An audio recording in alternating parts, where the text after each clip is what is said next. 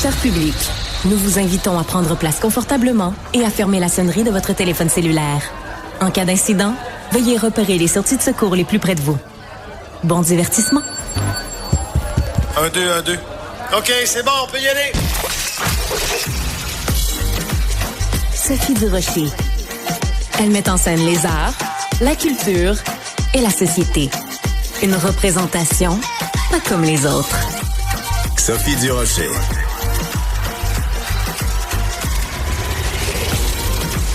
Bonjour tout le monde, bienvenue à l'émission. D'ailleurs, je remarque une affaire. Avant, nos émissions avaient des noms. Tu sais, moi, mon émission, ça s'appelait « On n'est pas obligé d'être d'accord ». Maintenant, ça s'appelle juste Sophie Durocher. Mais je pense qu'avec ce qui s'est passé hier en ondes, notre émission pourrait s'appeler « Tout le monde en parle ».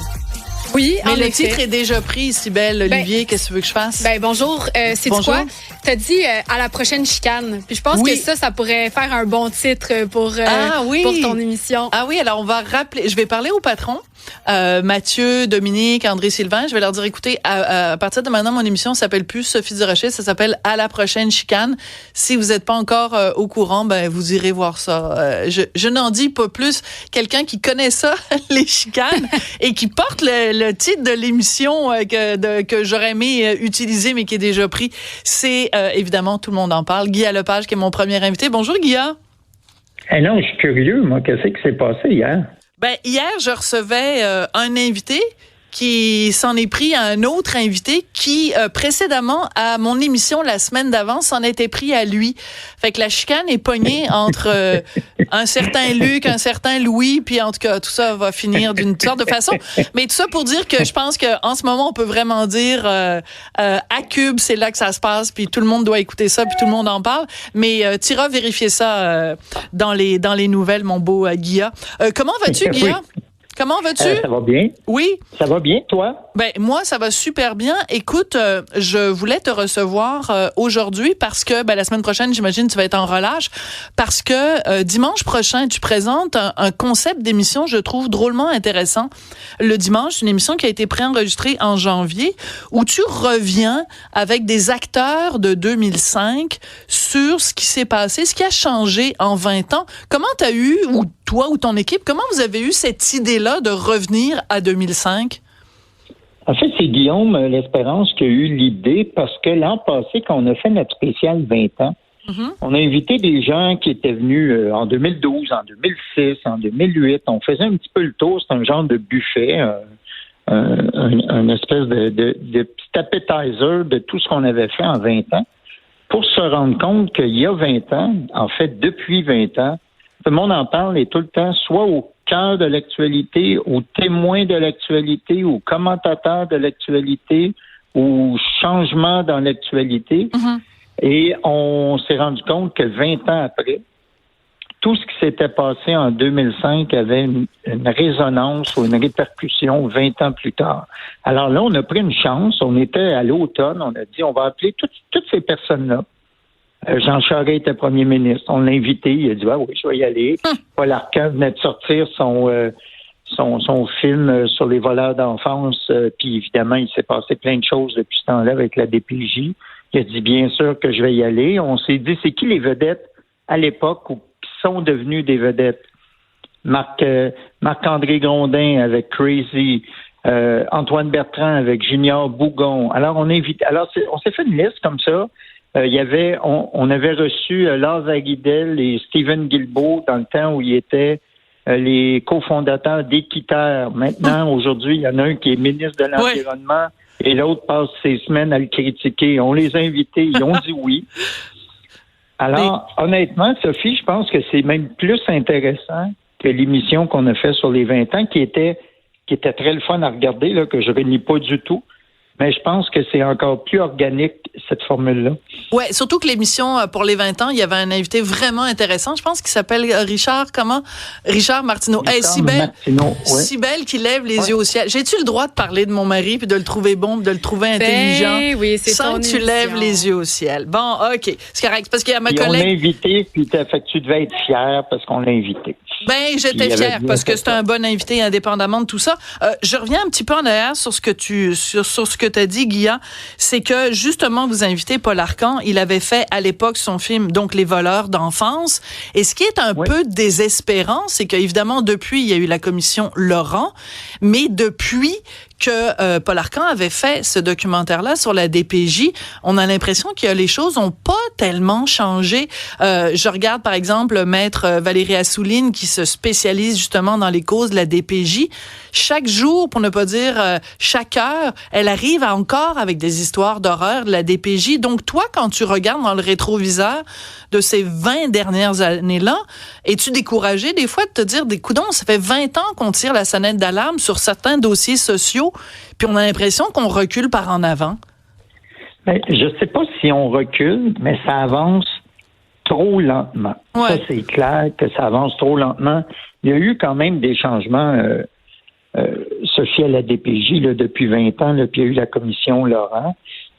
Mais dans l'émission, en 2005, on souligne les problèmes en éducation, on souligne les problèmes dans le réseau de la santé, et j'ai l'impression que c'est une émission qui est enregistrée la semaine passée. Ouais, c'est ça qui est désespérant. Mais tu trouves pas ça désespérant, Guilla, comme observateur?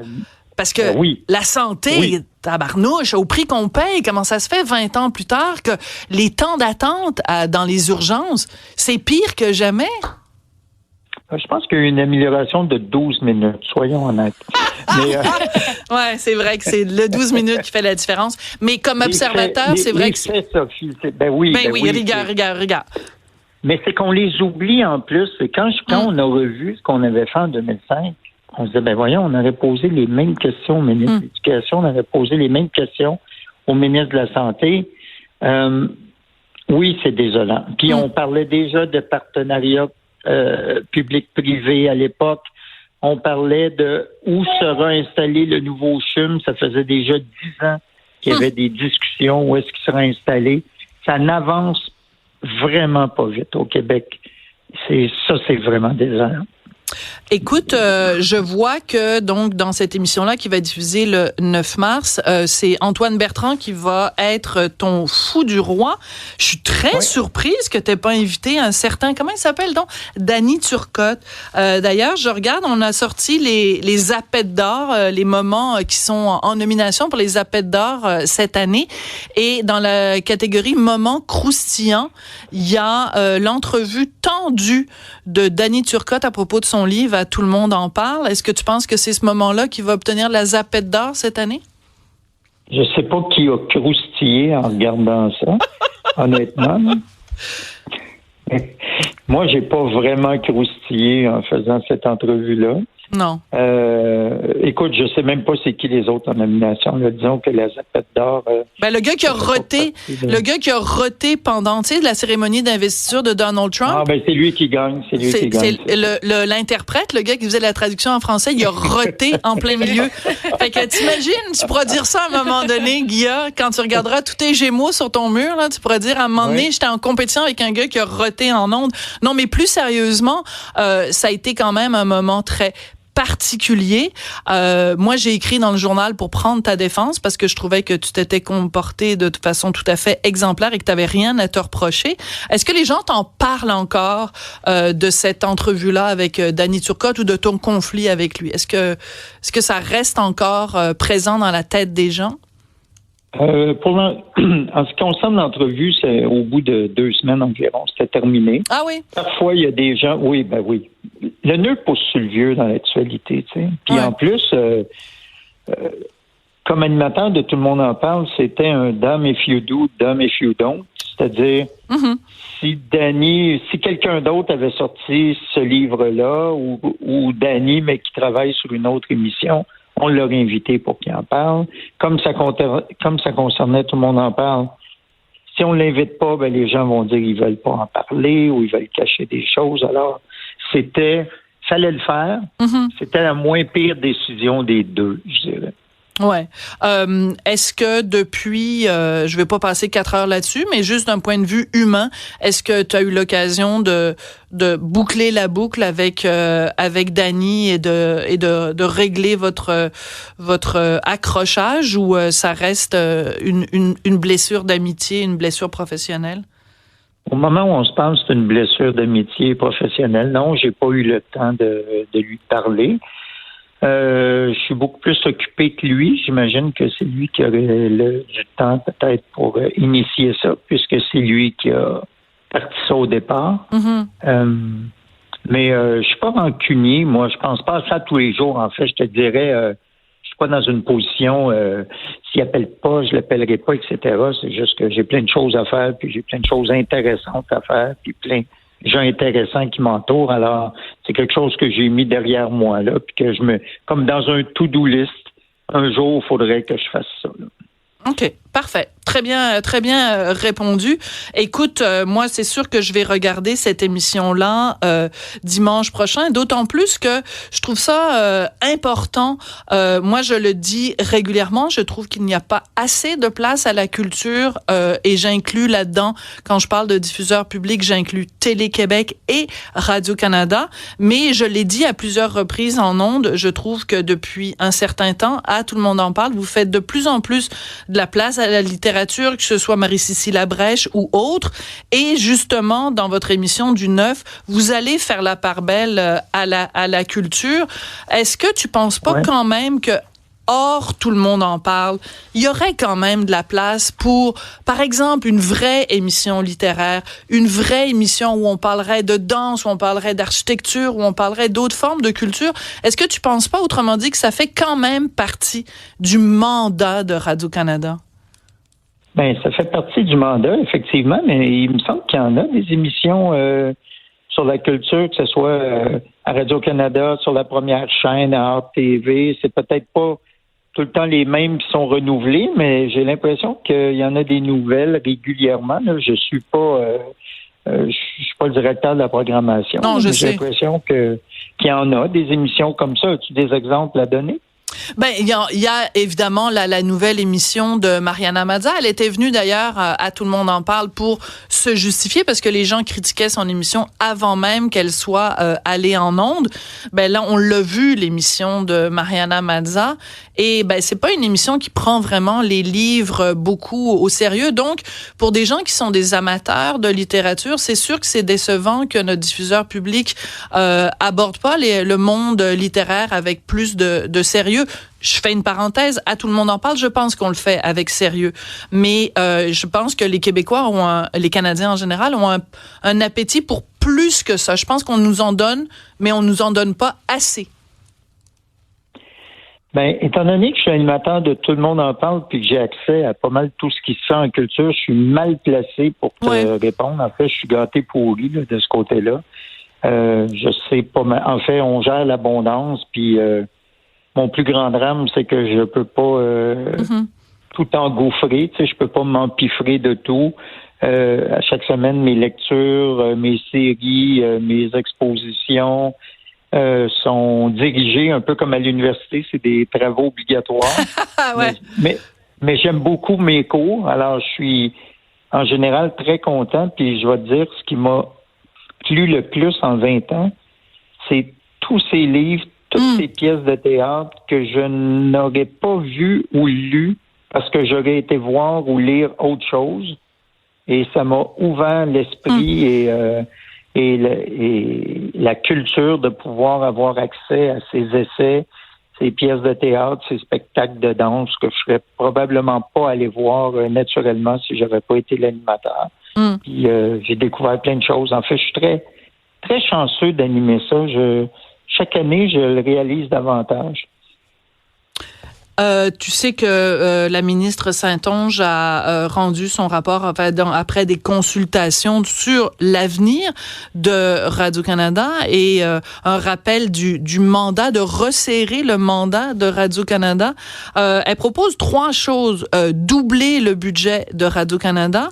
En contrepartie, enlever les publicités dans toutes les émissions d'information et enlever les frais d'abonnement. Les frais d'abonnement, je me rappelle très bien, Claude Meunier en avait parlé de façon très raide quand il était venu à ton émission, à Tout le monde en parle. Il avait dit ça n'a pas de sens que La Petite Vie, la première diffusion, ce soit à l'extra de Tout TV, puis que les gens soient obligés de payer pour ça. Donc, est-ce que tu vois d'un bon œil les différentes suggestions du rapport Saint-Onge? Ben écoute, la gratuité, il faut que ça se paye. Alors, oui, je suis d'accord. D'accord. Mais je suis d'accord que ça devrait coûter plus cher parce que ça coûte 2 ou 3 fois moins cher qu'à peu près tous les pays du G7, oui. Du G7, mais en même temps, aux États-Unis, regarde, les postes de télé appartiennent au privé, ce qui fait que tu peux avoir la télévision tu peux avoir la télévision de Donald Trump, tu peux avoir ça, je trouve ça dommage. C'est important une télé publique. Je suis entièrement d'accord avec toi.